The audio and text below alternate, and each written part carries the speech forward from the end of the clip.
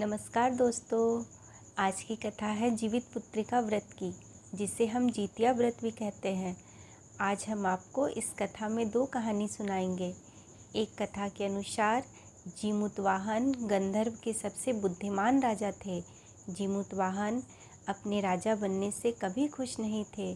इसी कारण उन्होंने अपने भाइयों को अपने राज्य की सभी जिम्मेदारियां देकर अपने पिता के पास जंगल में उनकी सेवा में चले गए। एक दिन जंगल में भटकते हुए उन्हें एक बुढ़िया विलाप करते हुए मिली। उन्होंने बुढ़िया से रोने का कारण पूछा। इस पर उसने उसे बताया कि वह सांप नागवंशी के परिवार से है और उसका एक ही बेटा है। एक शपथ के अनुसार हर दिन एक सांप पक्षीराज गरुड़ को चढ़ाया जाता है। उस दिन उसके बेटे का नंबर था, इसी कारण वह रो रही थी।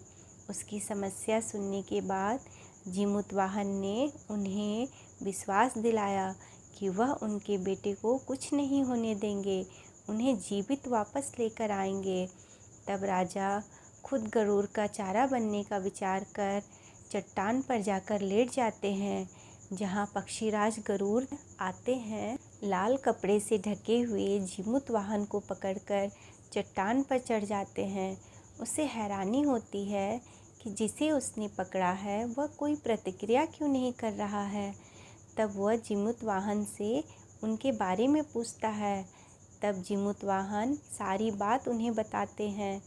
तो गरुड़राज उनसे प्रसन्न होकर उन्हें सांपों को कोई और बलिदान नहीं देने का वादा करते हैं। यह मान्यता है कि तभी से संतान की लंबी उम्र और कल्याण के लिए जितिया का व्रत किया जाता है।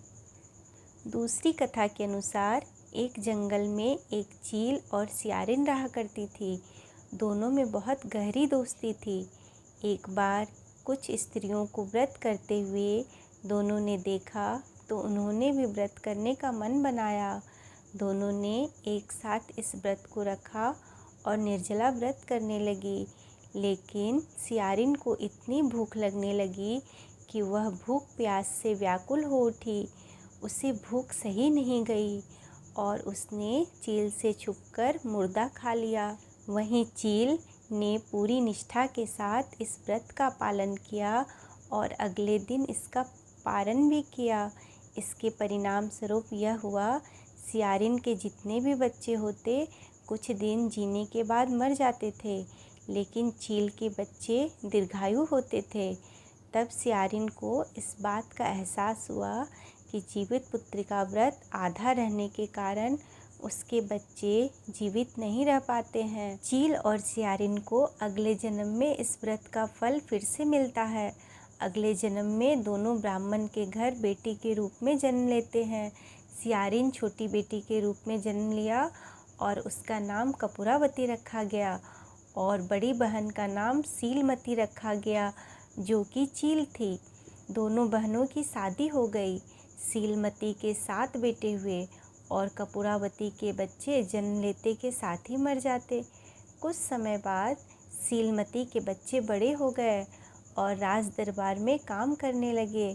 यह देखकर कपूरावती को ईर्ष्या होने लगी और उसने राजा से कहकर सीलमती के बच्चों के सर कटवाकर उसे मिट्टी के बर्तन में डालकर लाल कपड़े से ढककर सीलमती के पास पहुंचा दिया।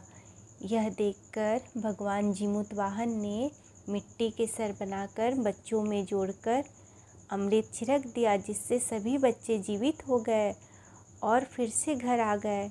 जो कटे हुए सर थे वह सभी फल बन गए। दूसरी ओर कपूरावती बड़ी बहन के बच्चों के मरने की खबर सुनने के लिए परेशान हो रही थी। जब कोई खबर नहीं आया तो वह खुद ही सीलमती के घर चली गई और वहाँ सबको खुश और जिंदा देखकर बेहोश हो गई। जब होश आया तो उसने सारी बात अपनी बहन को बताई। तो भगवान जीमूतवाहन की कृपा से सीलमती को पूर्व जन्म की सारी बातें याद आ गई। तो उसने कपूरावती को उसी पाकड़ के पेड़ के पास ले गई, जहाँ पूर्व जन्म में दोनों रहा करती थी, और पूर्व जन्म की सारी बातें बताई। यह सुनकर कपूरावती बेहोश होकर गिर गई और वहीं पे मर गई। जब राजा को इस बात का पता चला तो वहाँ आकर उनका दाह संस्कार कर दिए और सीलमती अपने बच्चों के साथ खुशी खुशी रहने लगी। जो जितिया व्रत की कथा को सुनता है उसके बच्चों की आयु दीर्घायु होता है।